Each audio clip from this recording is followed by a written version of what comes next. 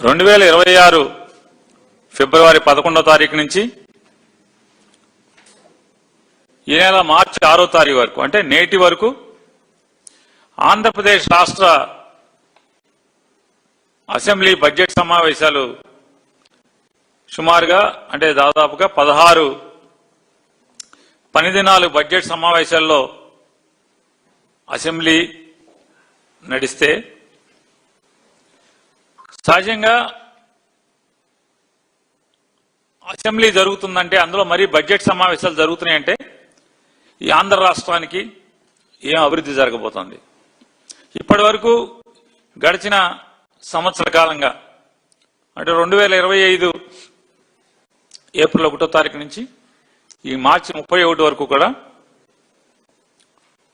గడిచిన సంవత్సరంలో అభివృద్ధి ఏం జరిగింది, ఈ రాష్ట్రానికి ఆదాయాలేంటి, వ్యయాలేంటి, ఎంత ఖర్చు పెట్టారు, సంక్షేమానికి ఎంత ఖర్చు పెట్టారు, లేదా అభివృద్ధికి ఎంత ప్రగతికి ఎంత ఖర్చు పెట్టారు, ఉద్యోగ కల్పనకి ఏ మేరకు ఖర్చు పెట్టారు, రైతాంగానికి ఏ మేరకు ఖర్చు పెట్టారు, అంటే వ్యవసాయాన్ని ఆదుకుంటం కోసం ఏ మేరకు ఖర్చు పెట్టారు, పరిశ్రమలు రావడం కోసం ఏం ఖర్చు పెట్టారు, చదువు కోసం ఏం ఖర్చు పెట్టారు, అంటే పిల్లల్ని చదివించడం కోసం విద్యా అభివృద్ధి కోసం ఏం ఖర్చు పెట్టారు, మౌలిక సదుపాయాల కల్పన కోసం ఏం ఖర్చు పెట్టారు, ఏం ఖర్చు పెడతామని చెప్పారు, ఎంత ఖర్చు పెట్టారు, లేదా వచ్చే ఏడు ఏప్రిల్ 1వ తారీఖు నుంచి వచ్చే మార్చి 2027 మార్చి 31 వరకు కూడా వీళ్ళ అంచనాలేంటి, ఆదాయం ఎంత ఊహిస్తున్నారు, ఎంత అంచనా వేస్తున్నారు, లోటు ఎంత ఉండబోతోంది, ఖర్చు ఏ మేరకు ప్లానింగ్ చేస్తున్నారు అనేది చెప్పాల్సినటువంటి ఈ బడ్జెట్ తెలుగుదేశం ప్రభుత్వం. ఇది 3వ బడ్జెట్.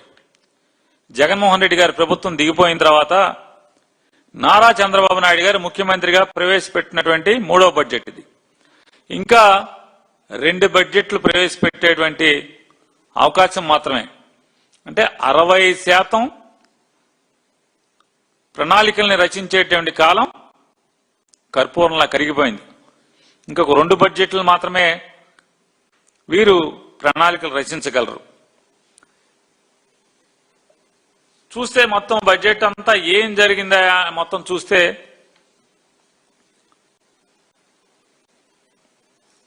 అసలు అప్పు ఎంత అంటే రాబడి ఎంత వస్తుంది, రాబడిలో ఖర్చులకు మించి అంటే ఏ మేరకు లోటు కనబడుతుంది, అంటే రాబడి కన్నా వ్యయం ఎంత ఉంది, వ్యయానికి రాబడికి వ్యత్యాసంలో ఉన్నటువంటి ఆ వ్యత్యాసం ఎలా పూరించబోతున్నారు, ఇట్లాంటివన్నీ చెప్తారేమని ఆశగా చూస్తే కనీసం వారు చెప్పాలి. ఎందుకని జగన్మోహన్ రెడ్డి గారి మీద విషం చిమ్మి అధికారంలోకి వచ్చారు. 14 లక్షల కోట్ల రూపాయలు జగన్మోహన్ రెడ్డి 5 సంవత్సరాలు అప్పులు చేశాడు. మేము జగన్మోహన్ రెడ్డి గారు అప్పు తీర్చడమే కాకుండా 14 లక్షల కోట్లు 5 ఏళ్లలో చేసిన 14 లక్షల కోట్లు అప్పు తీర్చేస్తాం, సంపద సృష్టిస్తాం, అప్పు చేయకుండా సంక్షేమ బాటను నడిపిస్తాం, ప్రగతి బాటను పరిగెత్తిస్తామని చెప్పి నారా చంద్రబాబు నాయుడు గారు అనేక సొరకాయలు కోశారు. నేను చంద్రబాబు నాయుడు గారిని ఒకటి కూడా అడుగుతున్నాను, ఈ బడ్జెట్లో మీరు కిందటి బడ్జెట్లను ఆ ముందటి బడ్జెట్లను మీరు ఎక్కడన్నా చెప్పారా? 2014లో మీరు బాగా తురుంకాను తోపు చాలా అనుభవజ్ఞుడు, 14 ఏళ్ల అనుభవం 45 ఏళ్ల ఇండస్ట్రీ అని చెప్పారు కదా. మీరు చాలా అపారమైన సంపద సృష్టించాను అయ్యని చెప్పారు, ఇయ్యని చెప్పారు కదా. జగన్మోహన్ రెడ్డి గారికి మీరు ఖజానా ఎంత తప్పు చెప్పారు? కేవలం 100 కోట్లు కూడా సరిగా లేనటువంటి ఖజానాని జగన్మోహన్ రెడ్డి గారికి అప్పచెప్పారు. అనుభవం లేనటువంటి నవ యువ ముఖ్యమంత్రి జగన్మోహన్ రెడ్డి గారు 2024వ సంవత్సరం తను దిగి నారా చంద్రబాబు నాయుడు గారు ఇప్పటికి మీరు రికార్డు స్థాయిలో నేనే ముఖ్యమంత్రిగా చేశాను దేశంలో అని చెప్తున్నారు. మీకు ఎంత తోపు చెప్పారు? సుమారు 7 నుంచి 8,000 కోట్ల రూపాయల ఖజానాలో నిల్వతో మీకు అప్పచెప్పారు జగన్మోహన్ రెడ్డి గారు. 7-8 కోట్ల నిల్వతో అప్పచెప్పారు. ఆయన మీరిచ్చిన 100 కోట్లతోనే ఆయన నెట్టుకొచ్చాడు. మీకు జగన్ గారు అప్పచెప్పినటువంటి 7-8 కోట్ల రూపాయలు మీకు అప్పచెప్పితే కనీసం ఒక్కరోజు కూడా ఏ బడ్జెట్లో కూడా ఈ విషయాలను మీరు ముచ్చటించరు, చెప్పరు, ప్రపంచానికి తెలియనివ్వరు. మీరు జగన్మోహన్ రెడ్డి గారి గురించి పచ్చి అబద్ధాలు ప్రచారం చేశారు కదా, 14 లక్షల కోట్లని. ఈ రోజుకి మీరు పవన్ కళ్యాణ్ గారు కలిసి 9,25,000 కోట్లని ఇవాళకి కూడా అబద్ధాలు చెప్తున్నారు. ఇవాళకి కూడా అబద్ధాలు చెప్తున్నారు కదా. ఇవాళ మీ బడ్జెట్లో ఏమని చెప్పారు అంటే సవరించిన అంచనాలు అప్రాపరేషన్లో 2025-26 దాని ప్రకారం ఇప్పటికీ అంటే డిసెంబర్ 31 నాటికి 480 కోట్ల రూపాయలు రెవెన్యూ లోటు ఉందని చెప్పారు. కానీ మీరు కిందటేడాది ఏప్రిల్ 1వ తారీఖు ముందు బడ్జెట్ అంచనాలు తయారు చేసేప్పుడు ఏం చెప్పారు చంద్రబాబు నాయుడు గారు? కేవలం మేము 30,000 కోట్లు 33,185 కోట్లు మాత్రమే లోటుకు పరిమితం అవుతామని చెప్పని మీరు అంచనాల్లో చెప్పారు. 33,185. కానీ మీరు డిసెంబర్ 31 నాటికి ఈ రాష్ట్ర ఆదాయ లోటు ఎంత అంటే 60,480 కోట్ల రూపాయలు. 60,480 కోట్లు అంటే దాదాపుగా 185% మీ లోటు పెరిగింది. మీరు ఊహించిన లోటు కంటే పెరిగింది. ఇంకా 3 మాసాలు ఉంది. ఈ 3 మాసాల్లో కూడా మీరు ఎంత సంపాదించాలి? మీ లోటు పూడ్చాలంటే 90,000 కోట్లు సంపాదించాలి. అవుతుందా? 3 మాసాల్లో అవుతుందా? జనవరి, ఫిబ్రవరి, మార్చిలో అయ్యే వ్యవహారమేనా? మీరు ఆర్థిక మంత్రిగా కూడా పనిచేశారు కదా. ఇదంతా కూడా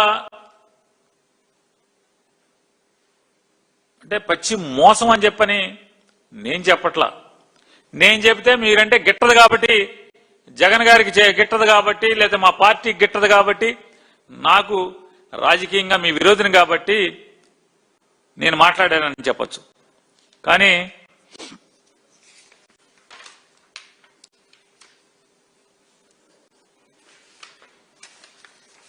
ఈనాడు రామోజీరావు గారి పేపర్, రాబడి సాధించటమే అసలు సవాల్. ఏమంటారు ఈనాడులో? రాష్ట్ర ప్రభుత్వం 3,32,205.34 కోట్ల మేర బడ్జెట్ ను సమర్పించి అందులో 2,34,140.14 కోట్ల రెవెన్యూ రాబడి ద్వారా సాధిస్తామని పేర్కొంది. ప్రస్తుత పరిస్థితులు చూస్తుంటే ఆ స్థాయి రాబడి సాధించడమే అసలు సవాల్. సార్ వినండి చంద్రబాబు నాయుడు గారు, 2025-26 ఆర్థిక సంవత్సరంలో 2,17,976.53 కోట్ల రెవెన్యూ రాబడి అంచనా వేశారు. సవరించిన అంచనాల్లో అది 1,96,903.53 కోట్లకే పరిమితం చేశారు. జనవరి నెలాఖరు వరకు ఉన్న లెక్కల ప్రకారం 1,40,000 కోట్ల రెవెన్యూ రాబడి అని ప్రభుత్వం పేర్కొంది. అంటే ఏంటి? మీ ఈనాడు పేపరే మీ గురించి ఈ రకమైన రాతలు రాసే పరిస్థితి ఉంటే మీ ప్రభుత్వం గురించి అంటే మీరు చెప్పేటువంటి అన్ని లెక్కలు కూడా కాకి లెక్కలు, అబద్ధపు లెక్కలు, మైక్లో మాట్లాడేది. మీరు అసెంబ్లీలో కాగితం మీద సమర్పించేది ఒకటి, మీరు సమర్పించిన దాన్ని ఈనాడు రాతపూర్వకంగా రాసింది. మరి ఈ రాతపూర్వకంగా రాసిన దాంట్లో రాబడి లేదు, ఆదాయం పడిపోయినాయి, రెవెన్యూ రాబడి లేకపోగా లోటు పెరిగిపోతుంది. అంటే 2,34,140 కోట్ల రూపాయలు మేము ఆర్థిక రాబడి మేము సాధిస్తామని చెప్పి మీరు కోతలకు వచ్చి ఇవాళ అది మీకు 1,40,000 కోట్లకు పడిపోయిందంటే అంటే 2,10,000 సవరించిన అంచనాల ప్రకారం ఏంటి రేపు మార్చి 31 వరకు 2,17,000 కోట్లు అని చెప్తున్నారు. ఎంత అంచనా వేశారు? 2,34,000 చిల్లర అంచనా వేసి ఇప్పుడు సవరించిన దాంట్లో ఏం చెప్తున్నారు? ఇంకా మార్చి 37 దాకా టైం ఉంది, 2,17,000 అంటున్నారు. కానీ మీ దగ్గరకు వచ్చింది 1,40,000 అని ఈనాడు రామోజీరావు గారు చెప్తున్నాడు. కొత్త బడ్జెట్ గురించి కూడా వారు చెప్తున్నారు. వారేమంటారు చూడండి, ఆర్థిక భారంపై స్పష్టత ఏది? అంటే మేము చెప్తున్నది వాస్తవం అని చెప్తున్నారు. వీళ్ళు బడ్జెట్ పెడతాం కూడా దొంగతనంగా పెడుతున్నారు, బడ్జెట్ కూడా సరిగ్గా పెడతలేదు, అప్పులు సరిగ్గా చూపించట్లేదు. రాష్ట్ర ప్రభుత్వం రాబోయే ఆర్థిక సంవత్సరంలో అంటే వీళ్ళు కొత్తగా రేపు ఏప్రిల్ 1వ తారీఖు నుంచి వచ్చే సంవత్సరం మార్చి 31 దాకా 98,065 కోట్ల మేరకు మాత్రమే రుణం తీసుకుంటాము, మేము అప్పుని కిందటి సంవత్సరం కంటే తగ్గిస్తాము అని చెప్పి మాట్లాడుతున్నారు. కానీ బడ్జెట్లో ఏం చెప్పారు? సవరించిన అంచనాల మేరకు 1,03,000 కోట్లు ఇప్పటికి అప్పు చేశాం కిందటేడని చెప్పారు. 1,03,000 కోట్లు. వచ్చేడు 98,000 కోట్లు అంటున్నారు. అంటే ఈ 1,03,000 ఈనాడులో రాస్తారు వారు. చూడండి ఈనాడులో ఏమని రాస్తారంటే, ప్రస్తుత ఆర్థిక సంవత్సరం 2025-26లో 1,04,382 కోట్ల రుణం తీసుకుంటామని పేర్కొన్న సవరించిన అంచనాల ప్రకారం 1,03,631 కోట్లు మాత్రమే అవసరమయ్యాయని ప్రస్తావించింది. బహిరంగ మార్కెట్ నుంచి 80,456 కోట్ల రుణం అవసరమని పేర్కొన్న 79,456 కోట్లు మాత్రమే తీసుకున్నట్టు ప్రభుత్వం తెలిపింది. వివిధ ప్రభుత్వ కార్పొరేషన్ల నుంచి రుణాలు తీసుకుంటున్న ఈ రుణాలను వివిధ రూపాల్లో ప్రభుత్వం తన బడ్జెట్ నుంచే చెల్లిస్తున్న ఆ భారాన్ని రుణాలతో కలిపి చూపటం లేదు. అంటే మీరు చేస్తున్నటువంటి అప్పులు లెక్కకి మిక్కిలి అప్పులు మీరు చేస్తున్నారని చెప్పని సాక్షాత్తు ఈనాడు వారే వారు ఘోషిస్తున్నారు. అంతేకాకుండా 2000 అంటే వచ్చే సంవత్సరం ఏప్రిల్ 1వ తారీఖు నుంచి మార్చి 31 దాకా 2,34,140 కోట్ల రూపాయల ఆర్థిక రాబడిని చేస్తామని అంచనాలు వేస్తున్నామని చెప్పి మీరు చెప్పారు. ఇవన్నీ బోగస్ లెక్కలు, డాంబికాలు కాదా అని నేను అడుగుతున్నాను.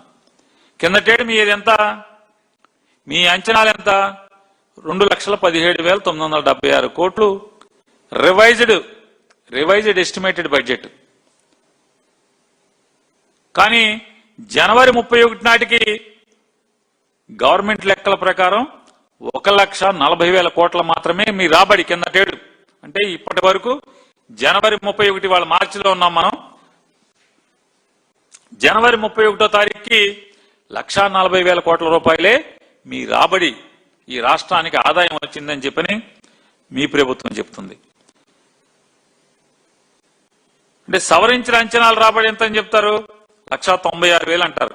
అంటే ఈ రాబోయే 2 మాసాల 60 రోజుల్లో 57,000 కోట్ల రూపాయలు మేము రాబడి సాధిస్తామంటున్నారు. ఇది మోసం కాదా అని అడుగుతున్నాను. నవ్విపోతారనే సిగ్గు కూడా లేదా మీకని అడుగుతున్నాను మీ ప్రభుత్వానికి. అరే తప్పు కదా, ఇంత దొంగ లెక్కలు మాట్లాడుతున్నాం. మన దొంగ లెక్కల్ని ఈనాడికే నచ్చట్లేదు. ఇది పాపం కదా, ఇంత పచ్చి పాపం నేను రాయలేను కదా. అంటే మామూలుగా పాపాలు రాస్తారు, ఇంత పచ్చి పాపాలు నేను రాయలేను కదా అని చెప్పని మన ఈనాడు పేపర్లోనే ఘోషిస్తుంటే చెప్పండి, 60 రోజుల్లో 57,000 కోట్ల రూపాయలు మీకు రెవెన్యూ రాబడి వస్తుందా అంటున్నాను. మోసం కాదా ఇది అంటున్నాను. అంచనాలు ఆకాశానికి, వాస్తవాలేమో పాతాళానికే. మీరు రాష్ట్రాన్ని గాడిలో పెడతారా? ఏ మోకం పెట్టుకు చెప్తున్నారండి పవన్ కళ్యాణ్ గారు, నారా చంద్రబాబు నాయుడు గారు? మీ ఇద్దరు రాష్ట్ర ఆర్థిక స్థితిని గాడిలో పెడుతున్నామని చెప్పని, గాడిలో పెట్టామని తప్పుడు మాటలు మాట్లాడతారు, అసత్యాలు మాట్లాడతారు. మరి ఈనాడు పేపర్ చెప్పినట్టుగా గత ఏడాది 1,03,631 కోట్లు మాత్రమే అప్పు తెచ్చామని చెప్తున్నారే. వివిధ కార్పొరేషన్లతో ప్రభుత్వ బాధ్యతగా తీసుకొచ్చినటువంటి అప్పుని చెప్పే ధైర్యం ఎందుకు లేదు మీకు అని అడుగుతున్నాను. ఎందుకు లేదంటే ఉద్దేశపూర్వకంగా మోసం చేయాలనేటువంటి తప్పుడు ఆలోచనతోనే మీరు ఈ లెక్కల్ని తప్పుడు లెక్కలు, దొంగ లెక్కలుగా చూపిస్తున్నారు కాబట్టి చెప్పరు. మత్స్యపూసి మారేడికాయ చేద్దాం అనుకుంటున్నారు కాబట్టి ఏం చెప్తారు? కరెంటు ఛార్జీలు తగ్గిస్తున్నారా? తప్పు కదా నారా చంద్రబాబు నాయుడు గారు. నేను అడుగుతున్నాను ఒకటే, నారా చంద్రబాబు నాయుడు గారు కరెంటు ఛార్జీల్ని మీరు తక్కువ ప్రజల మీద భారం మోపట్లేదని చెప్తున్నారు కదా. నారా చంద్రబాబు నాయుడు గారు మీరుండేటువంటి లింగమనేని రమేష్ దా ప్రభుత్వందో అర్థం కానటువంటి ఒక ఇంట్లో మీరు ఉంటున్నారు కదా. అది లింగమనేని రమేష్ గారిదా లేదా ప్రభుత్వందా సిఆర్డీఏదా?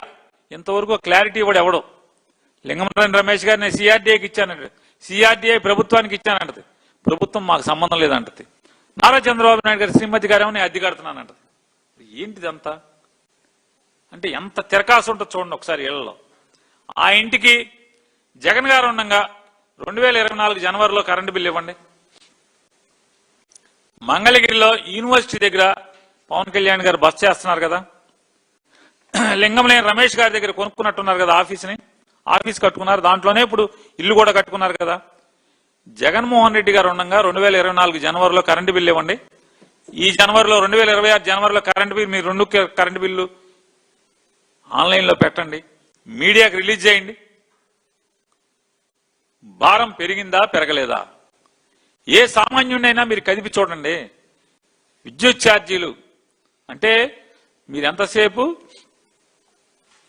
ఆ బేసిక్ ఛార్జ్ మేము పెంచలేదంటారు, మరి ట్రూ అప్ ఛార్జీలు వివిధ రకాల పేరుతో మీరు ప్రజల మీద మోపుతున్నటువంటి భారం మీది కాదా?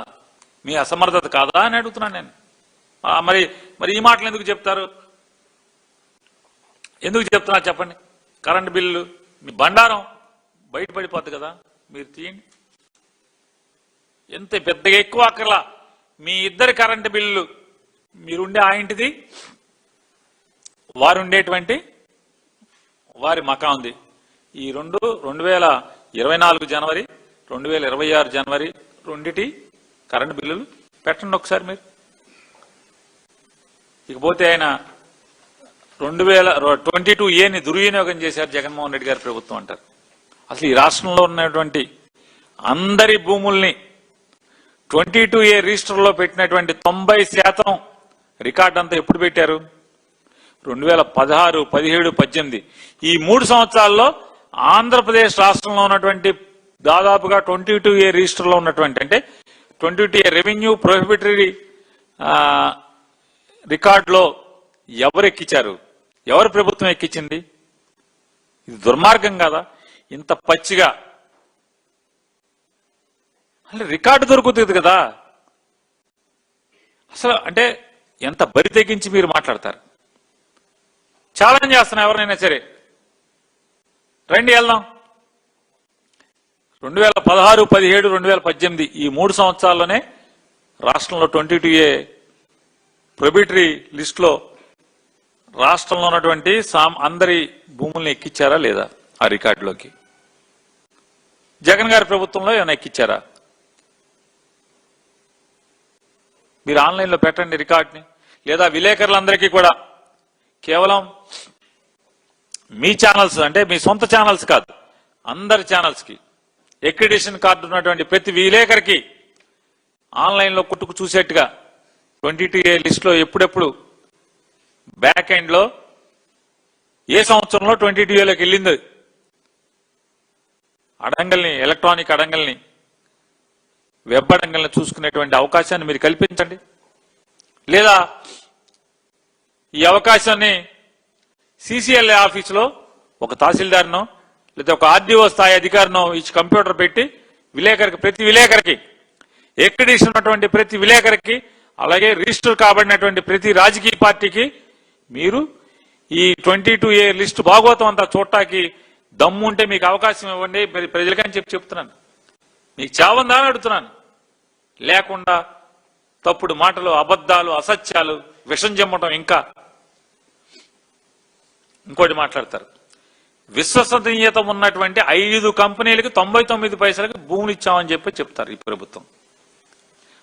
99 పైసలకంట, 99 పైసలకి విశ్వసనీయత అంట. ఎవడా విశ్వసనీయత ఉన్నాడు? రియల్ ఎస్టేట్ కంపెనీలా? ఎవడాడు? నారా లోకేష్ గారు నిన్న ఎప్పుడో అసెంబ్లీలో కౌన్సిల్లో మాట్లాడుతున్నారు. చట్టసభలో మాట్లాడుతూ ఆయన చెప్తారు. ఏమని మాట్లాడుతున్నారు? నాకు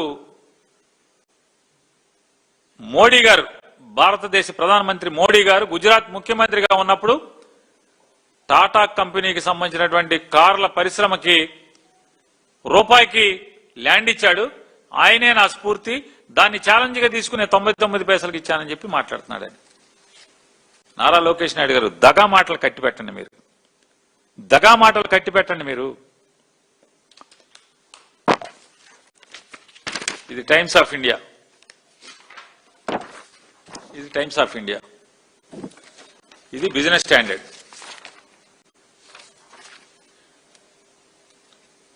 Tata's to get 1100 acres in Sanad for 400 crore rupees. The Gujarat cabinet today approved proposal to allot 1100 acres of land to Tata Motors at rupees 900 per square meter or 36.42 lakh per acre for setting up the nano plant at North Kotepura near Sanad. The price is slightly higher than the prevailing market rate, and the Tatas will have to shell out 400.65 crores for the land, which according to the government sources they have already taken possession of. చూడండి, 400 చిల్లర కోట్ల రూపాయలకి 1100 ఎకరాలు, ఎకరా 38.42 అనే ఒక మారుమూల ప్రాంతంలో 38.42 లక్షలు చెల్లించి ఇచ్చారు. Government paid 48.11 lakh per acre for Sanad land. అంటే వీళ్ళు కట్టిన దానికంటే కూడా అదనంగా ఎక్స్ట్రా కూడా మోడీ గారు గుజరాత్ ప్రభుత్వం వేసి రైతులకు కట్టిందని చెప్పారు.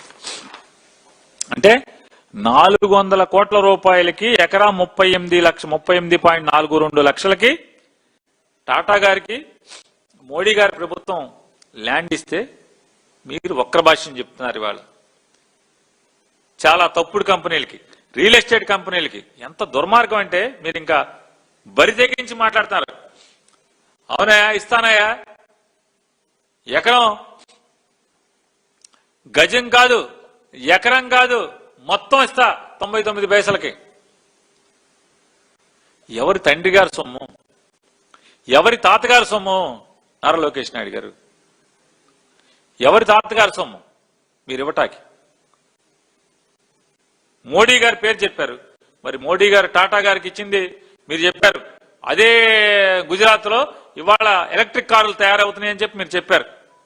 మరి అదే కంపెనీ 1100 ఎకరాలపైకి 400 చిల్లర కోట్ల రూపాయలు చెల్లించి భూమి కొనుగోలు చేసింది ప్రభుత్వం దగ్గర.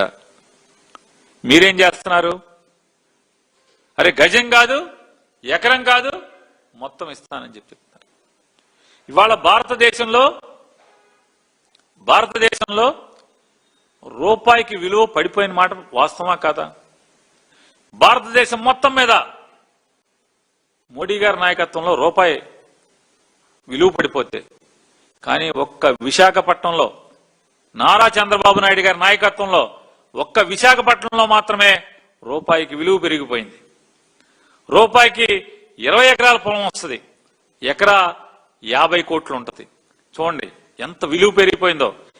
ఒక్క విశాఖపట్నంలో తప్పితే భారతదేశంలో ఎక్కడ రూపాయికి విలువ పడిపోయింది, అన్ని చోట్ల కూడా. కానీ ఒక్క విశాఖపట్నంలో మాత్రం రూపాయికి 100 కోట్ల మారకం వస్తుంది, భూమి వస్తుంది. 20 కోట్లు, 20 ఎకరాలు ఉంటే 50 కోట్లు. ఎంత ఎంత లోకేష్ గారు? మరి మీ ఘనతే కదా, మీ తండ్రి గారి ఘనతే కదా, బ్రాండ్ కదా బాబు గారు, బ్రాండ్. భారతదేశంలో కానీ ఆంధ్ర రాష్ట్రంలో మిగతా చోట్ల ఎక్కడా లేదు, రూపాయికి విలువ పడిపోతూనే ఉంది. కానీ ఒక్క విశాఖపట్నంలో మాత్రమే మీ పుణ్యమాన రూపాయి విలువ పెరుగుతుంది. రూపాయికి ఎక్కడ టీ రాదు, రూపాయికి ఎక్కడ కాఫీ రాదు, 1/2 టీ రాదు లోకేష్ గారు. కానీ రూపాయికి మీరు 20 ఎకరాలు, 25 ఎకరాలు, 30 ఎకరాలు పొలం ఇస్తున్నారు. లక్షల కోట్ల విలువ చేసేటువంటి పొలాన్ని మీరు ఇస్తున్నారు. ఇవాళ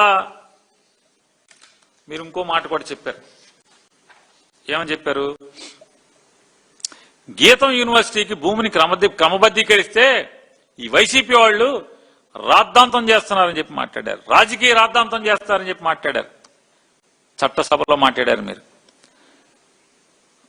ఈ రాష్ట్రంలో నేను అడుగుతున్నాను, మీరు ఎక్కిన దగ్గర నుంచి 2024 జూన్ మాసం నుంచి ఎంతమంది పేదలు, సామాన్యులు సెంటున్నర ఆక్రమించుకుని ఉంటే కిరాతకంగా, నిర్దాక్షిణ్యంగా ఎంతమంది ఇళ్లు, ఎన్ని వేల ఇళ్లని కూలదోశారు చెప్పండి మీరు. మరి ఎందుకు క్రమబద్ధీకరించలేదు? ఒక్క మంగళగిరిలోనే ఎందుకు క్రమబద్ధీకరించారు? 175 నియోజకవర్గాల్లో ఒక్క మంగళగిరిలో తప్పితే మిగతా అన్ని చోట్ల ఎందుకు నేలమట్టం చేశారు? ఎందుకు కూలదోశారు? ఎందుకే మరి గీతానికి ఎందుకు ఇచ్చారయ్యా అంటే, ఇంతమంది పేదవాళ్ళు ఇళ్లు కూలదోసి, ఇది ప్రభుత్వ స్థలం ఆక్రమించారని చెప్పిన కూలదోసి. ఇక మేము చిన్న ఉదాహరణ, మా ఊళ్ళో అయితే చెప్పాకర్లా, కుమ్మరగూడెంలో 200 ఇళ్లు నేలమట్టం చేశారు, ఆక్రమించారని చెప్పి. 200 ఇళ్లు ఆక్రమించారని. ఒక కుమ్మరగూడెంలోనే కాదు, మీకు ఎక్కడ చూసుకున్నా సరే అన్ని ఇళ్లు కక్ష కట్టి వైసీపీ ధర్నాకి వెళ్తే, వైసీపీ తరఫున ఎక్కడ ఉద్యమాల్లో, మెడికల్ కాలేజ్ వ్యతిరేకంగా ఉద్యమాల్లో గట్టిగా సంతకాలు సేకరిస్తే ప్రజల దగ్గరికి వెళ్ళి ఆ ఇళ్లు నేలమట్టం చేశారా లేదని అడుగుతున్నాను. సర్కార్ తోటలో పేదోళ్ళు ఇళ్లు నేలమట్టం చేశారా లేదని అంటున్నాను. వాళ్ళు ఉసురు పోసుకుంటున్నారా లేదా మీరు? వాళ్ళ కన్నీళ్లలో రాబోయే రోజుల్లో కొట్టుకుపోతారా పోరా మీరు అని అడుగుతున్నాను. రాష్ట్ర వ్యాప్తంగా ఎంతో మంది పేదల ఇళ్లు నేలమట్టం చేసినటువంటి వాళ్ళ కన్నీళ్లలో దాంట్లో మీరు కొట్టుకుపోయేటువంటి పరిస్థితులు రాబోతున్నాయా లేదా? చూద్దిగాని పైన దేవుడు ఉన్నాడు కదా, కంగారు లేదు. ప్రజలు ఉన్నారు, దేవుడు ఉన్నారు. సరే, గీతం యూనివర్సిటీ మీద పేదవాళ్ళ లేదమైనటువంటి ప్రేమ, ఈ రాష్ట్రంలో ఉన్నటువంటి పేదాభిక్కి మీద ఉన్నటువంటి లేనటువంటి ప్రేమ నారా చంద్రబాబు నాయుడు గారికి, నారా లోకేష్ నాయుడు గారికి ఈ గీతం యూనివర్సిటీ మీద ఎందుకయ్యా ప్రేమ అంటే, ఈ మన గీతం బాబు ఉన్నాడు కదా, గీతం బాబు మన చిన్నబాబుకి తోడోళ్ళు కాబట్టే కదా. ఈ గీతం బాబు మన చిన్నబాబుకు తోడోళ్ళు కాకపోతే నేలమట్టం చేసేవాళ్ళ చేయలేదా అని, చేసేవారు కాదా అని అడుగుతున్నాను. వైఎస్ఆర్ కాంగ్రెస్ పార్టీ వాళ్ళు ఇది దుర్మార్గమయ్యా, 5,000 కోట్ల విలువ చేసేటువంటి భూమి ఆక్రమించడం ఏంటి? ఒక్క మనిషి 5,000 కోట్ల విలువ చేసేటువంటి భూమిని ఆక్రమించడం ఏంటి? మీరు దాన్ని రెగ్యులరైజ్ చేయడం ఏంటి? ఇది తప్పయా, పాపమయ్యా అని చెప్పని వైఎస్ఆర్ కాంగ్రెస్ పార్టీ వాళ్ళందరూ గగ్గోలు పెడితే, ఘోష చేస్తే, చిన్నబాబు గారు తోడు గీతం బాబు అంటాడు, అచ్చచ్చే 5,000 కోట్లు లేదు, వైసీపీ వాళ్ళంతా అల్లరి చేస్తున్నారు, అది 1000 కోట్లే అంటాడు. చూడండి, 1000 కోట్లు అతని నోటితో చెప్పాడు ఆయన. చిన్నబాబు తోడల్లుడు గిల్లుడు, చూడండి గిల్లుడు ఎంత ఉందో. చిన్నబాబు గారు తోడల్లుడు గిల్లుడు 1000 కోట్లు అంటే ఆయన నోటితో చెప్పాడు. వైఎస్ఆర్ కాంగ్రెస్ పార్టీ వాళ్ళు 5,000 అంటున్నారు, అచ్చచ్చే అది లేదు, అది 1000 కోట్లే అంటున్నాడు. అంటే 1000 కోట్ల విలువ చేసేటువంటి మీ లెక్కల ప్రకారం, రిజిస్టర్ ఆఫీస్ లెక్క ప్రకారం 1000 కోట్లు విలువ చేసేటువంటి భూమి ఉందని తోడల్లుడు గిల్లుడైనటువంటి ఈ తోళ్ళు గారు చెప్పారు కదా, చిన్నబాబు తోళ్ళు గారు. మరి ఇవ్వటం ధర్మమా? అందరికీ అదే ఎందుకు చేయరు? చేస్తారా? చేయరు. ఎందుకని? చిన్నబాబుకి అందరూ తోళ్ళు ఉండరు కదా, చిన్నబాబుకి ఒకడే కదా తోడళ్ళు, ఒకడే తోడళ్ళు, అందుకని మరి ఒకడికే చేస్తాడు, అందరికీ చేయరు. ఇలా గిల్లుళ్ళు ఇలా ఉంటే ఇక అసెంబ్లీలో పవన్ కళ్యాణ్ గారు మాట్లాడతారు. ఎంత దుర్మార్గం అంటే, ఆయన కిందటేడాది సెప్టెంబర్లోనే ఎప్పుడోనేమో వైఎస్ జగన్మోహన్ రెడ్డి మా హిందువుల ఆది దేవుడైన కలియుగ దేవుడైన వెంకటేశ్వర స్వామి ప్రసాదంలో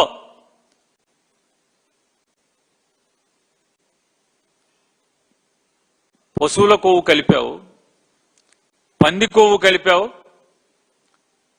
చేప కొవ్వు కలిపావు అని చెప్పని పసుపు బట్టలు కాషాయ బట్టలు కట్టుకుని మెట్లు కడిగి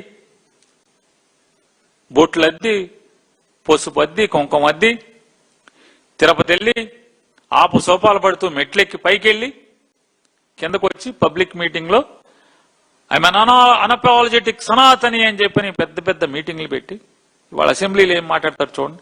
దేవుడి గుళ్ళోనేమో తిరుపతి వెంకన్న సాక్షిగా నువ్వెవడవయా, నువ్వు క్రిస్టియన్వి, మా లడ్డూలో ఈ కలుపుతావా కొవ్వు కలుపుతావా అని బహిరంగంగా నిర్లజ్జగా మాట్లాడి ఇవాళ అసెంబ్లీలో మాట్లాడతాడు ఆయన. ఏమంటారు పవన్ కళ్యాణ్ గారు?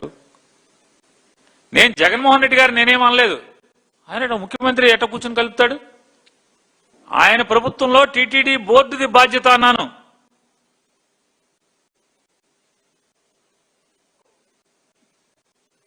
హిందూ సాంప్రదాయమా ఇది అంటున్నా, హైందవ ఆచారమా ఇది? ఇంత నిర్లజ్జగా పచ్చిగా ఈ రకంగా మీరు మాట్లాడటం.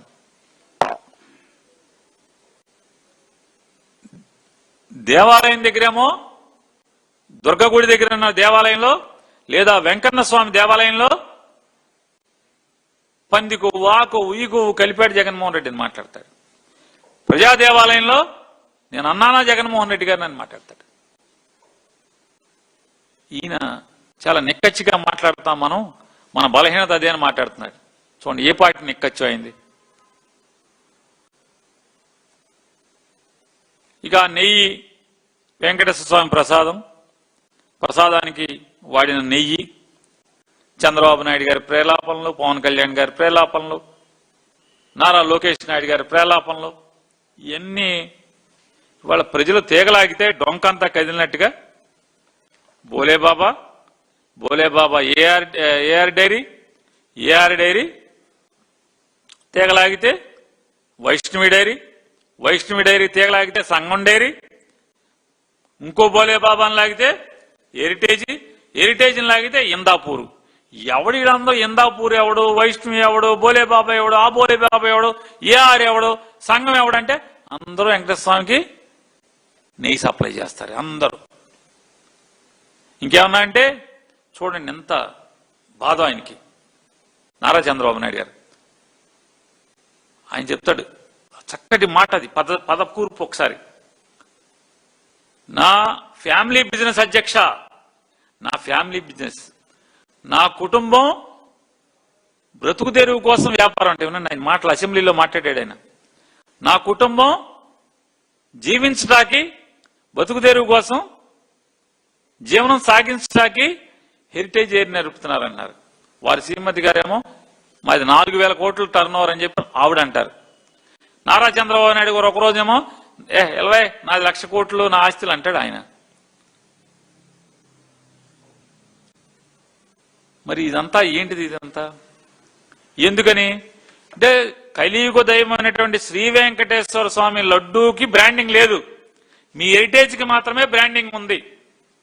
అంటే మీ హెరిటేజ్ బ్రాండ్ దెబ్బతినకూడదు, షేర్ వాల్యూ పడకూడదు. వెంకటేశ్వర స్వామి లడ్డూ వాల్యూ పడిపోయినా పర్లా, లడ్డూ వాల్యూ పడిపోయినా పర్లేదు కదా చంద్రబాబు నాయుడు గారు. నారా చంద్రబాబు నాయుడు గారు నిజంగా మీరు చెప్పండి, మీకు అంతరాత్మ మీద చేసుకున్నా కూడా నిజం రాదు మీకు. మీ 4 మచ్చలు మా చంద్రబాబు నాయుడు గారు మీ 4 మచ్చల మాటలు ఏం చెప్పారు? అసెంబ్లీలో చెప్పారు. ఏం చెప్పారు? హెరిటేజ్ అనే నా కంపెనీ, నా కుటుంబ సభ్యుల కంపెనీ గవర్నమెంట్కి కానీ తిరుమల తిరుపతి దేవస్థానానికి కానీ 1 కేజీ కానీ 1 లీటర్ కానీ పాలు కానీ పెరుగు కానీ నెయ్యి కానీ మజ్జిగ కానీ నేను ఏనాడు సప్లై చేయలేదు.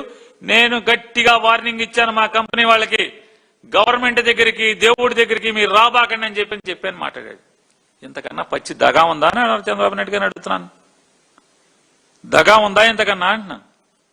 14-19లో ఎన్ని లక్షల కోట్ల రూపాయలు, లక్షల కోట్ల మజ్జిగ ప్యాకెట్లు లేదా నెయ్యి ప్యాకెట్లు చంద్రన్న కానుకలో మీరు నెయ్యి వాడారా లేదా? హెరిటేజ్ నెయ్యి సప్లై ప్రజలకు పంచిపెట్టారా, పంచలేదా? చెప్పండి. అలాగే మీ కంపెనీకి సంబంధించినటువంటి మిగతా వస్తువులు దాంట్లో ఉన్నాయా లేవా? అలాగే మజ్జిగ ప్యాకెట్లు వేసవి కాలంలో ప్రజలకి ఖచ్చితంగా హెరిటేజ్ నుంచి కొనుగోలు చేసి కలెక్టర్లను పంచిపెట్టమని చెప్పని ఆదేశాలు ఇచ్చారు, రాతపూర్వకమైన ఆదేశాలు ఇచ్చి అమ్మారు కదా. ఏ హెరిటేజ్ ఎందుకని? విజయ డైరీ మజ్జిగ పనికిరావా? అన్ని చోట్ల విజయ డైరీలు ఉన్నాయి కదా.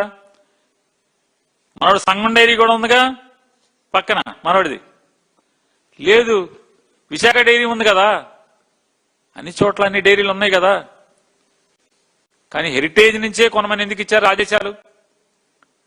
టీటీడీకి నేను మిమ్మల్ని మాట్లాడే ప్రతి మాటకి మీకు ఛాలెంజ్ చేస్తాను. నేను మాట్లాడే మాటల్లో మీరు కావాలంటే ఎంక్వైరీ చేయండి, నేను డాక్యుమెంటరీ ఎవిడెన్స్ మీకు ఇస్తాను. నేను ఇవ్వలేకపోతే మీరు క్షమాపణ చెప్తారా ఈ రాష్ట్రానికి అని అడుగుతున్నా, రాష్ట్ర ప్రజలకి. అసెంబ్లీలో, దేవాలయం లాంటి అసెంబ్లీలో మీరు పచ్చి దగా మాటలు మాట్లాడారు. హెరిటేజ్ మేము ఎప్పుడు కూడా టీటీడీకి కానీ గవర్నమెంట్కి కానీ సప్లై చేయలేదని చెప్పారు. ఇది మోసం కాదా అని అడుగుతున్నాను. తిరుమల తిరుపతి దేవస్థానానికి మీరు ముఖ్యమంత్రిగా ఉండగా టెండర్లు లేకుండా 2000 కేజీల పాలపొడిని టీటీడీకి అమ్మారా, అమ్మలేదా? అమ్మారు కదా. ఆఖరికి ఆడిట్ అబ్జెక్షన్ వస్తే బోర్డులో పెట్టి రాటిఫై చేసి మీరు బిల్లు తీసుకున్నారా, తీసుకోలేదా? హెరిటేజ్ కంపెనీకి మీరు టెండర్ వేసారా లేదా? ఆఖరికి నిన్న కూడా మీ అబ్బాయి మాట్లాడుతున్నాడు, మొన్న కౌన్సిల్లో హెరిటేజ్ L3 వచ్చిందా, L3 వచ్చిందని. నేను అడుగుతున్నా, తిరుమల తిరుపతి దేవస్థానంలో L1, L2, L3కి సప్లై చేసేటువంటి సాంప్రదాయం ఉందా లేదా? ఉంది కదా. మీరు ఎప్పుడు టెండర్లు కూడా వేయలేదన్నారు, టెండర్లు పాల్గొన్నారు కదా. గవర్నమెంట్ మీ దగ్గర ఉంది. మీరు హెరిటేజ్కి నెయ్యి ఇప్పుడు ఏ సంవత్సరంలోనా మీరు సప్లై చేశారు, టెండర్లు వేశారని నా దగ్గర డాక్యుమెంట్ ఉంది. సప్లై చేశామా లేదా మీరు రాతపూర్వకంగా టీటీడీ ఈవోని డిక్లేర్ చేయమని చెప్పండి. పాత్రికేయ మిత్రులకి రాతపూర్వకంగా రాసిమ్మని చెప్పండి. పాలపొడి కానీ లేదా నెయ్యి కానీ సప్లై చేయలేదు, అలాగే హెరిటేజ్ ఎప్పుడు కూడా టెండర్లో పాల్గొనలేదు అని చెప్పి రాసిమ్మని చెప్పండి. మీ అబ్బాయి చెప్పాడు నిన్న, మేము పాల్గొన్నాము, L3 వచ్చామని. L3 వచ్చామన్నారు కానీ సప్లై చేయలేదని మీ అబ్బాయి గారు చెప్పలా. మీరేమన్నారు, అసలు మేము టీటీడీ జోలికి వెళ్ళొద్దని చెప్పాను నేను అంటున్నారు. మీరు సప్లై చేశారు, టెండర్ లేకుండా సప్లై చేశారు. వేరే ఎవడన్నా వేరే కంపెనీ వాడికి అయితే ఈ రకంగా మీరు టెండర్ లేకుండా టీటీడీ కొంటదా? ముఖ్యమంత్రి గారి కంపెనీ కాబట్టి కొంది. ఎందుకని మన దగ్గర పాలపొడి మిగిలిపోతుందని కొన్నారా? టీటీడీకి దేనికి పాలపొడి? ఇవన్నీ మాట్లాడుతుంటే నిన్న కౌన్సిల్ మొత్తాన్ని లోకేష్ గారి సారథ్యంలో పచ్చి అబద్ధాలతో ప్రతిపక్షాన్ని ఎదుర్కొంటాకి, తన అబద్ధాలతో ఎదుర్కొంటాకి ప్రయత్నం చేసినటువంటి పయ్యావుల కేశవ్ గారు, ఎందుకయ్యా పాత విషయాలు, హిస్టరీ ఎందుకు? ఇదేంటి హిస్టరీ ఎందుకు, పాత విషయాలు ఎందుకంట? మాట్లాడింది ఎవరు? మాకు సంబంధం లేదని మాట్లాడింది ఎవరు? నారా చంద్రబాబు నాయుడు గారు కదా. నేను పత్తిత్తనని చెప్పాడు కదా, నేను నీతివంతుడని చెప్పాడు కదా. మరి వాళ్ళ పాత విషయాలు తవ్వటం ఎందుకంటారేంటి? మీరే చెప్తున్నారు. ఓ పక్కన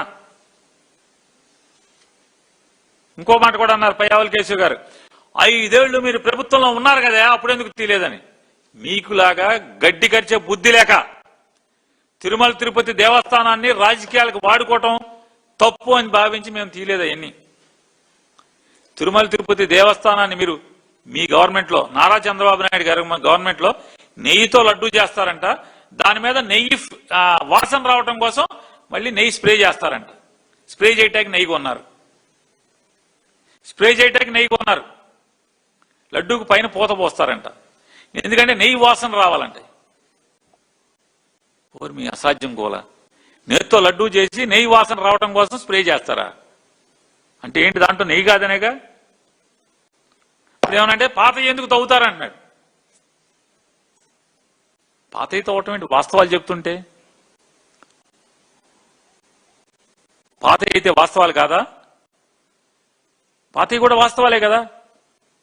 వాటిని ఎదుర్కొనే దమ్ము లేక మీరెందుకు అప్పుడు తీయలేదంటాడు. ఎస్, మాకు తెలిసిన తిరుమల తిరుపతి దేవస్థానం యొక్క ప్రతిష్టని, బ్రాండింగ్ ని, ఆ పవిత్రతని తప్పు రాజకీయాలు చేయడం అనే మేము అన్ని మూసుకు కూర్చున్నాం. మీ పాపాలు తెలిసినా కూడా సరే అయిపోయినాయి. దేవుడిని ఎందుకు బజార్లో అలర చేయటం? దేవుడి విషయాలను ఎందుకు అయిపోయిందని వాళ్ళు మనం సరిదిద్దటానికి ఏముందో లేదు కదా. భక్తుల మనోభావాలను ఎందుకు దెబ్బతీయాలి?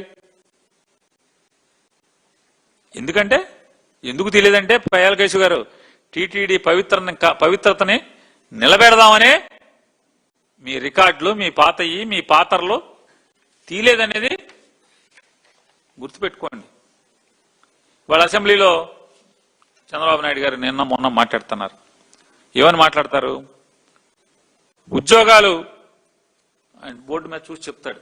ఏమనంటే 6,28,327 6,28,327 ఉద్యోగాలు 20 మాసాల్లో ఇప్పటికే ఇచ్చేశాం. ఖచ్చితంగా 20 లక్షల ఉద్యోగాలు క్రాస్ అయిపోతాం మేము రాబోయే 3 ఏళ్లలోనో మిగతా రోజుల్లో అని చెప్తున్నారు ఆయన. ఎంత తమాషా చూడండి. ఫిబ్రవరి 13వ తారీఖున ప్రశ్నోత్తరాల్లో రాతపూర్వకమైన సమాధానం ఇచ్చారు. ఏమని? 20 మాసాల్లో 5,72,000 ఉద్యోగాలు ఇచ్చామని చెప్పని. 5,72 ఏమో అసెంబ్లీలో డిపార్ట్మెంట్ చెబుతుంది. ఉద్యోగ కల్పన మేము 5,72,000 ఉద్యోగాలు ఇచ్చామని చెప్పని. నారా చంద్రబాబు నాయుడు గారు పచ్చిగా ఏం చెప్తాడు? 6,28,327 అంటున్నాడు.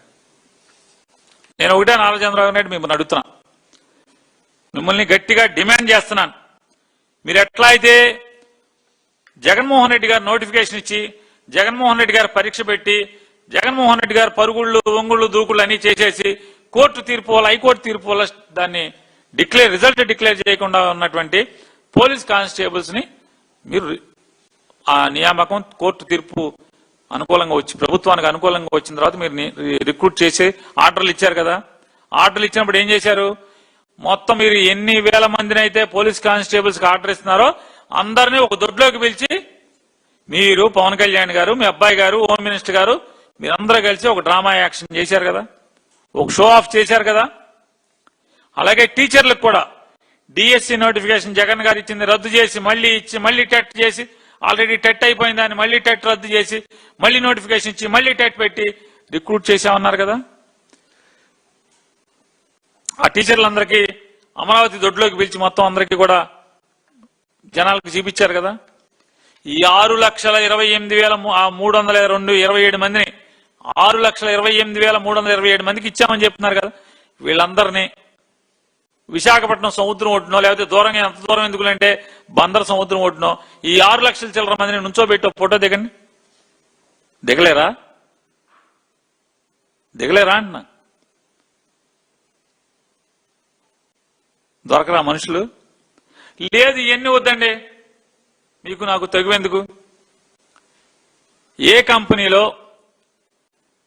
ఏ మనిషికి ఏ ఉద్యోగం, అదేంటి అటెండరా, గుమస్తానా, టెక్నికల్ పర్సనా, స్కిల్డ్ పర్సనా, వాచ్మెన్నా, సెక్యూరిటీ గార్డా, తుడిసే ఉద్యోగమా, ఏం ఉద్యోగం, అతని పేరేంటి, ఏ కంపెనీ, ఏ ఊర్లో ఉంది, ఓ లిస్ట్ 6 లక్షల చిల్లర ఆన్లైన్లో పడేయండి, ప్రపంచానికి పడేయండి, పేరు ఊరుతో సహా మొత్తం ఫోన్ నంబర్తో సహా పడేయండి.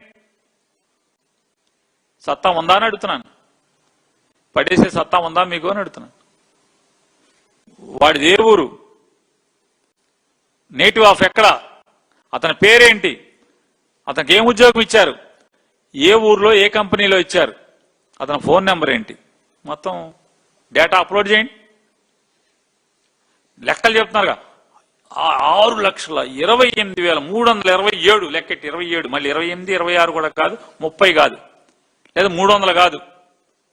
ఈ లిస్ట్ డేటా అయితే మా బందర సముద్రం ఒడ్డునో, లేదా విశాఖపట్నం సముద్రం ఒడ్డునో, చీరాల సముద్రం ఒడ్డునో ఎక్కడో అక్కడ ఈ 6,28,327 మందిని పోగేసావు మీటింగ్ పెట్టండి, పెట్టేయగలరు మీరు. ఎందుకంటే మీరు ఏమైనా మాయ చేయటానికి మరి బురిడి కొట్టించగలరు, ఏదోటి చేసేస్తారు, మామూలు జనాలను పోగేసుకొస్తారు. డేటా అప్లోడ్ చేయమని అడుగుతున్నాను. చేసే సత్తా మీకుందా చెప్పండి. పవన్ కళ్యాణ్ గారికి కానీ నారా చంద్రబాబు నాయుడు గారికి కానీ చేసే సత్తా ఉందా అని అడుగుతున్నాను. ఆన్లైన్లో పెట్టే సత్తా ఉందా? ఇంకా మాట్లాడతారు. అప్పులు తగ్గించుకొని ప్రగతి దిశగా రాష్ట్రాన్ని తీసుకెళ్తారంట. ఏమండి చంద్రబాబు నాయుడు గారు, అప్పులు తారాజువలాగా కాదు, అప్పులు తగ్గించుకోవడం సంగతి దేవుడు ఎరుగు. అప్పులు తారాజువలాగా కాదు, శ్రీహరికోట ర్యాకెట్ లాగా అంతరిక్షంలోకి వెళ్ళిపోతున్నాయి. అప్పులు ఆకాశానికి ఎగబాగుతున్నాయండి, అంతరిక్షానికి ఎగబాగుతున్నాయి. ఎవరిని మాయ చేస్తారు? రాకెట్ లాగా అంతరిక్షం శ్రీహరికోటలో వదిలిన రాకెట్ అంత స్పీడ్లో వెళ్తున్నాయి. జగన్మోహన్ రెడ్డి గారు 5 ఏళ్లలో 60 మాసాల్లో 3,31,000 చిల్లర కోట్లు అప్పు చేస్తే, 3,31,000 కోట్ల చిల్లర అప్పు చేస్తే, మీరు ఈ 20 అంటే ఈ నెల మార్చి 1వ తారీఖుకి, మొన్న మంగళవారం అనుకుంటా, మంగళవారం అప్పులకి వెళ్తారుగా, మొన్న మంగళవారానికి 3,12,000 3,20,000 కోట్ల రూపాయలు అప్పు తెచ్చారా తేలేదా? ఇది రికార్డే కదా. మరి మీరు అప్పులు తగ్గించుకున్నట్ట? జగన్ గారు 5 ఏళ్లలో 3,31,000 చిల్లర కోట్ల రూపాయలు ఆయన ప్రభుత్వం అప్పు చేస్తే, మీరు 21-22 మాసాల్లో 3,20,000 కోట్ల రూపాయలు మీరు అప్పు చేశారే, అప్పు తగ్గించుకున్నట్ట? శ్రీహరికోటలో రాకెట్లో కూర్చుని మీరు అప్పులకి వెళ్ళిపోతున్నట్ట? చెప్పండి మీరు. 2024లో ఎంత చేశారు, 2025లో ఎంత చేశారు, 2026లో ఎంత చేశారు, అన్ని కార్పొరేషన్లు కలిపి ఎంత చేశారు, ప్రభుత్వం సరాసరి ఎంత చేసింది? మొత్తం కలిపి 330 కదా. వీళ్ళ చోద్యం ఎట్లా ఉంటుందంటే, పాపం పెడన ఎమ్మెల్యే ఒక ఆయన ఉన్నాడు, కాగిత వెంకటరావు గారి అబ్బాయి అనుకుంటా. ఆయన లేచి ప్రశ్నోత్తరాల సమయంలో, అంతా వైసీపీ లేదు అక్కడ, అంతా ఊకదంపుడు ఉపన్యాసమే కదా, కొట్టుడే కదా, ఎదురులేని కొట్టుడు కదా, ఎదురు చెప్పేవాడు ఎవడు లేడు. ఆయన అసెంబ్లీలో అడుగుతున్నాడు పాపం, ఏమని, మాందా తుఫాన్కి బాగా నా దగ్గర రైతులు నష్టపోయారు పెడ నియోజకవర్గంలో, ఆ నష్టపోయిన రైతులకి ఇంతవరకు మనం నయా పైసా వేయలేదండి, వేయండి అని ప్రభుత్వాన్ని అడుగుతున్నాడు. వెంటనే అసలు తన శాఖ గురించి ఏనాడు పట్టించుకున్నటువంటి ఒక మంత్రి గారు ఉన్నారు, జగన్మోహన్ రెడ్డి దూషణ శాఖ మంత్రి. ఆ దూషణ శాఖ, జగన్మోహన్ రెడ్డి గారి దూషణ శాఖ మంత్రులు ఉన్నారు కదా, వారు లేచి వారి విరంగం, వారు ఏమంటారు, 48 గంటల పాటు మాందా తుఫానికి నారా చంద్రబాబు నాయుడు గారు, నారా లోకేష్ నాయుడు గారు, నేను, అధికారులందరం 48 గంటల పాటు నిద్రాహారాలు మాని, కంటి మీద కునుకు లేకుండా, నోట్లోకి ఆహారం తీసుకోకుండా, ఏఐ టెక్నాలజీ మొత్తాన్ని వాడి ఆ తుఫాన్ని బాగా బలహీనపరిచి రైతులకి నష్టం జరగకుండా చూశారంట. చూడండి ఆవిడ సమాధానం అసెంబ్లీలో. అధికార పార్టీ సభ్యుడేమో, పంట పోయిందా బాబు, నాకు మా వాళ్ళకి డబ్బులు ఏంటని అతను అడుగుతాడు. ఎందుకు అడుగుతారు? ఏ శాసనసభ్యుడైనా అసెంబ్లీలో నన్ను నిలదీస్తే సిగ్గేసన్నా ఇస్తారేమో అని చెప్పని. చూడండి, సిగ్గు ఎగ్గు లేకుండా ప్రభుత్వం తరపున ఒక మంత్రి గారు ఏం మాట్లాడుతున్నారు. పొరపాటును కూడా ఇస్తాము, ఇవ్వము, లేదా నష్టం లేదు అని కూడా ఎక్కడ వారు చెప్పట్లా. మంత్రి గారు వారు ఏం చెప్తారు, ఏఐ టెక్నాలజీ వాడి తుఫాను మొత్తాన్ని బలహీనపరిచేశారంట 48 గంటలు వీళ్ళు ముగ్గురు కూర్చుని.